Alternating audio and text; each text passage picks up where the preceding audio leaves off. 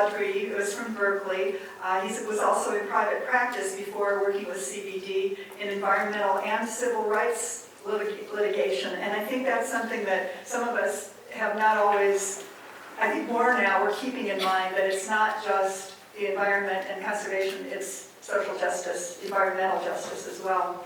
I just wanted some of Brendan's noteworthy cases that he's worked on successfully. Again, it's marvelous that the work that he's done through CBD for the world. Protecting polar bears under the ESA, a ban on oil leasing on all public lands in California, the prohibition of ORVs in various riparian areas around our desert, the banning of fur trapping. Many of you remember the Project Bobcat. Yay, many of us are involved with that. And of course recently, and he'll be talking about that, the issue of the western Joshua trees. So here's Brendan.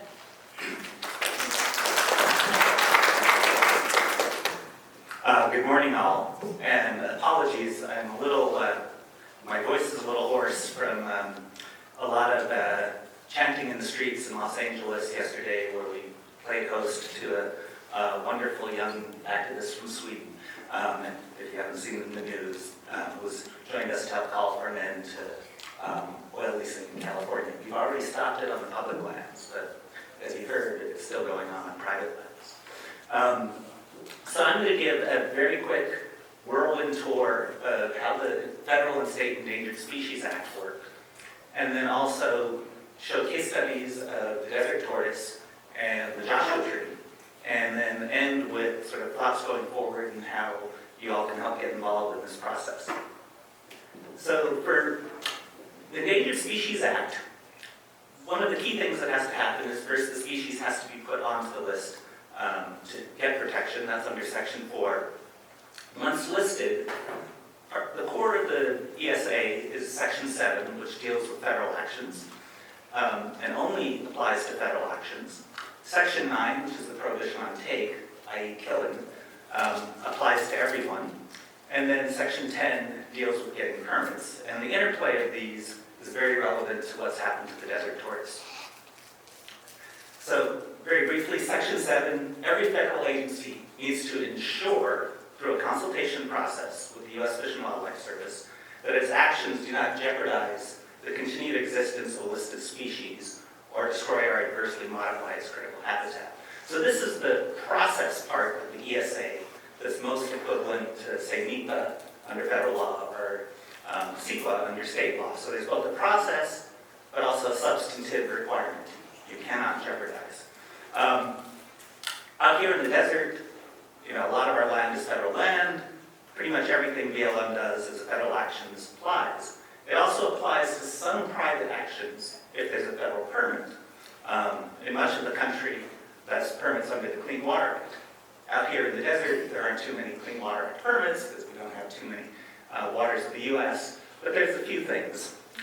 And all this, hopefully, will all circle around and make sense. Section 9, this is the take prohibition, and it's both direct take, i.e. shooting, killing, collecting, and an unintentional take, bulldozing a desert tortoise in its fur. So incidental take. And that applies to everyone. It applies to us in this room, it applies to the town of Yucca Valley, it applies to state agencies, it applies to federal agencies. Importantly, it only applies to animals, not plants. And there's a process for authorizing take, two processes. One is for federal agency actions through Section 7, which pretty regularly happens. And the second is through Section 10 for non-federal actions. The California Endangered Species Act parallels the Federal Endangered Species Act in many ways, but differs. One of the most fundamental, and this is where I want you all to get involved later, is under federal law, the decisions are made by a theoretically scientific agency based purely on science. Under state law, the scientific agency makes recommendations, but the actual decision is done by the California Fish and Game Commission through a public hearing process, and those are political appointees. There are take prohibitions under both laws. Under CISA, there's no equivalent consultation provision for state agencies. There's obligations that apply to state agencies, but not the process. Another really important difference is the citizen supervision. One of the strengths of the Endangered Species Act is that if you assume the federal agency is not going to enforce the law, it allows us to do it.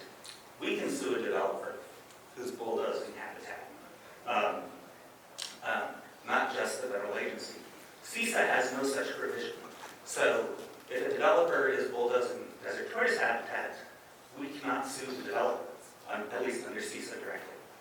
But we might be able to sue the town that issued the building permit under a different provision. So there's workarounds, but it's a little harder to implement Ceqa. But a critical difference is Ceqa has better protection of plants. So the take provisions generally apply. It gets quickly very, very complicated, and at a later date, we'll get into that. So the desert tortoise. 2 species of desert tortoise, Mojave population and a Sonoran population. The Mojave species is listed under both state and federal law. The Sonoran is a continuous battle to get it protected. Tortoise was ESA listed 1990, state listed 1989, 30 years ago. Once it was listed, that triggered numerous things, both the Section 7 obligations and the take prohibition. So state, federal, local agencies, the counties, all realized they needed to deal with it.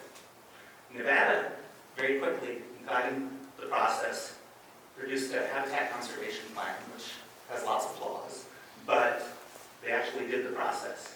In California, in the Mojave, in '92 they started this process. Took them years. In 2005, they produced a final environmental document saying, here it is, here's our plan. There were lots of issues and agency infighting and all sorts of problems with the county. And it was finalized in '06 as a BLM only plan, only federal lands. What that means is actually for the past 30 years, all the killing of tortoises by bulldozing their habitat has been unpermitted and unlawful. And unfortunately, our state and federal wildlife agencies have not enforced it. So we'll circle back to that in a bit. The Joshua Tree. This has been in the news a fair bit recently. It's primarily threatened by climate change, but in our area also loss of habitat and wildfire. There was a federal petition for the species by another organization 4 years ago, which was recently denied. But one of the things that came out of that process was clarity that there are in fact 2 species of Joshua tree. And I'll show you a map in a moment. And based upon that, I worked on a petition, which we filed last month, to get the western species listed under state law. So this shows the range of the Joshua tree across 4 states. The blue areas are not blue. The green is the western Joshua tree. In that, I'm not sure if there's a pointer on this. There. Yeah. The green areas is the western Joshua tree. You can see the Salton Sea down in the corner. The little part pointing down to the, what would it be, southeast is Joshua Tree National Park. So it's sort of this boomerang-shaped range across this.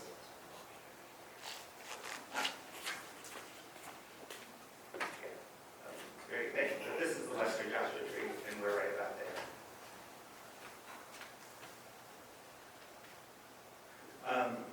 These maps may be a little hard to see, but these are 2 climate modeling maps. The one on the left is a range-wide map, and it pretty much shows that all the red areas are where Joshua trees will disappear under current climate trajectories, and that's pretty much the entire range of the western Joshua tree. The green areas are areas that theoretically become habitat. The problem is getting Joshua trees to that habitat. There's an extinct ground sloth that was once the seed disperser. So I could talk for hours about this, but short version is climate modeling shows Joshua trees, particularly the western species, are incredibly imperiled by climate change.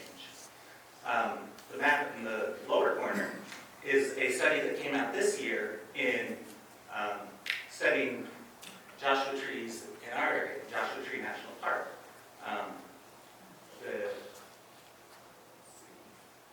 This area here is the current distribution of Joshua trees in the park. Under even relatively optimistic scenarios, assuming we comply with the Paris Agreement and climate targets, and the world does some stuff to address climate change, under that scenario, we still lose 2/3, 3/4 of our Joshua trees due to the warming. Under mid-range scenarios, we lose 80+%. And under current trajectory, we lose well over 99%.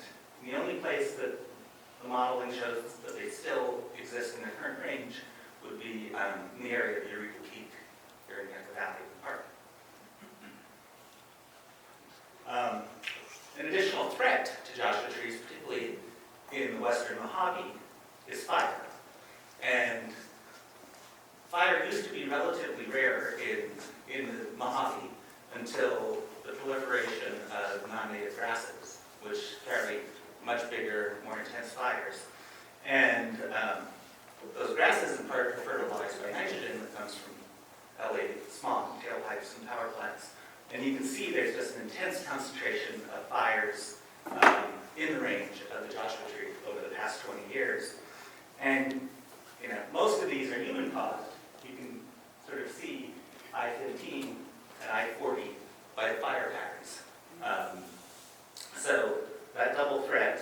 And then for the western Joshua tree in particular, about 40% of its habitat is on private land, which is subject to minimal environmental protection. So last month, I did a petition to list the Joshua tree under state law, the western Joshua tree. It's on our website if you want to read a 80-page manifesto on everything you want to know about Joshua trees, the laws regulating them, as well as the climate science. You can download it and read it. And this starts a process that will go before the Fish and Game Commission. They'll officially receive it at their December meeting, and it'll either be at their April meeting in Sacramento, more likely at their June meeting, which is in Santa Ana, that they will make an initial decision to advance the petition along. And if they do that, and we clear that hurdle, the take prohibition starts to apply to Joshua trees. And it will be a pretty interesting scenario. If this species is protected under Ceqa, it'll be the first wide-ranging plant that's relatively abundant and protected under that statute, because the threat is undeniable. Climate change impacts on the species. But most species plants listed under either federal or state ESA are pretty narrow endemics, and so you can often just mark off, don't bulldoze this 10 acres of habitat, or stay out of the riparian zone, and you're roughly protecting them. So how do you protect Joshua trees will be a really, really interesting fight. And one of the important things, I think, that's a difference here, if we successfully pull this off, for those of us who live in this area, we've seen desert tortoise habitat eaten away 1 acre, 5 acres, 10 acres at a time, with very little to do about it, because the developer can always say, you didn't find any tortoises on site.